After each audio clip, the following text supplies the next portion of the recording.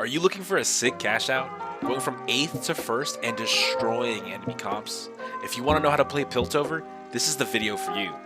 Let's break it down. In the early game, you'll need to get a bit lucky, as you need 3 Piltover units, and at least one of them will be a 3 cost. You can also force it if you get Piltover Soul on 2/1 Augments. It's recommended not to go for it if you don't have all 3 units by stage 2-5 the latest, as your cash out will be too weak. Now once you have your 3 Piltover units, you need to maintain a long loss streak, which can be very difficult. It's important to scout constantly, as you may fight other weak players and cash out too soon. There's a couple of tricks you can use in case you fight a weak player and want to avoid an early cash out. First, let's cover the inting position. Here you have Vi or Echo stuck in the corner with Orianna and the T-Hex, preventing them from getting out. This is a powerful tactic to get weak boards to beat you, because you're fighting without your front line. The next thing you can do is sell any non-Piltover units from your board and bench. Only do this if you know you're going to fight someone who is too weak to beat you unless you sell. This applies to any stage and level of the game. Even if an enemy has a weak board, but they field 5 units, and you only field your 3 Piltover, they should win. Now the last and most difficult part of loss streaking is saving health. There's a fine line you have to walk between inting fights and being just strong enough to kill 2 or 3 units and losing. This requires a ton of scouting to know when you will fight a strong opponent and when you will fight a weak opponent. The more units you can kill while losing, the more health you'll have, which means you can keep losing and cash out even higher. In the mid game, you really need to start focusing on saving health and playing a solid board. Ideally, you don't want to cash out the T-Hex until at least 30 stacks, but 45 is the win condition most of the time. There's a couple traits you can splash in. I generally go for more frontline to buy my carries time to kill some units. Your late game comp will be 4 Gunners, 4 Zon with your Rex, so you can flex between Tristana and Warwick at level 6, then add in the other at level 7. There's not much else to cover in the mid game. Always play your strongest board unless you're going to fight someone who is significantly weaker than you. If that happens, get creative and int as hard as possible to secure the loss. If you've managed to maintain a loss streak until at least 4-1, the hard part is over. Now you need to spend all of your resources rolling down for your best units to cash out your T-Hex and win the game. Your goal is to roll down level 8 for Zeri and Urgot. If you get lucky, you can replace Tristana with Senna. At level 9, add in Heimerdinger and replace Vi with Sion. Your only goal at this stage is to cash out. Once you do that, just sit back and watch as the wins start rolling in. From there, you can back up, go to level 9, and add in your legendary units to secure your first. And just a couple of tips: while you can frontline the T-Hex once it's been cashed out, it's best to put it on one of the side hexes so that its beam has the best angle for hitting the whole enemy board. Next, for Heimerdinger's turrets, there's a couple of builds options that you can do. 99% of games, you'll build Last Whisper on Zeri, but if for some reason you can't, then you should go double Shrink Ray plus missiles to spread armor strike. If you need frontline, go triple repair, but this option is weak. Lastly, my favorite build is double Goldenator plus 1 missile. This lets your turret execute targets and get back tons of gold. Now, let's cover items, augments, and positioning. Your late game carry will be Zeri. Her best items are Last Whispers, Ginsu's, and a 3rd damage items. Runaan's Hurricane, Infinity Edge, and Deathblade are all great choices here. Your backup carry will be Urgot. His favorite items are Titan's Resolve, Bloodthirster, and a damage item. For your tank items, you should look to build any utility that you can. Sunfire Cape and Protector's Vow are my favorite choices. Depending on the lobby, Bramblefest or Dragon's Claw also works well. Lastly, for extra items, any Zeke's Heralds you can stack for Zeri are great. A Shojin on Heimerdinger lets him pump out more stuns, but if you go with Ginsu's, the turret will share his attack speed and shoot like crazy, so it's up to you, but they're all great choices. Now let's go over augments. Piltover Soul should always be taken when you found it on 2-1. It also lets you go for 6 Piltover if you find an early Heimerdinger. Blood Money works really well with this comp since you're aiming to lose early. It gives you huge econ boosts to hit your early interest. Tiny Titans is mega broken in this comp. This allows you to loss streak harder and longer. Unified Resistance is always a great option to add tons of frontline stats. Healing Orbs is another great option to add survivability to your frontline. But Cut Above is great because it gives Zeri a late game item and generates tons of gold early. Now for the best legends. Poro is the best for this comp because it gives you the highest chance to hit the augments that work best in this comp, since the best choices are not available through legends. My second favorite choice is Earth. He's great for a couple reasons. One, you might get the chance to hit a Piltover emblem on 2-1. Then you get items to help you spike and cash out on 3-2 and 4-2. Overall, Poro has the highest cap, but Earth offers the most consistency, so the choice is up to you. Now positioning is very simple with this comp. Offensively, you want to have Zeri and Jace placed next to each other at all times. As for your T-Hex, I prefer to keep him on the front line edge hexes, preferably on the opposite end of enemy carries. This is because who he targets with his spell is random, so if every unit is to one side of him, he will always move towards that direction. This gives him the best chance to hit enemy backlines and melt them consistently. Alternatively, if you lack frontline, then you can place him near the center, as he does have a large health pool. Defensively, the only concern is avoiding Jarvan ult and rogue dives, so always scout around to make sure you're dodging them by having your carries on the opposite side of the rogue or Jarvan. Did this guide help you? Drop a like and tell me how big you cashed out. Until next time, I'm Swagadelic.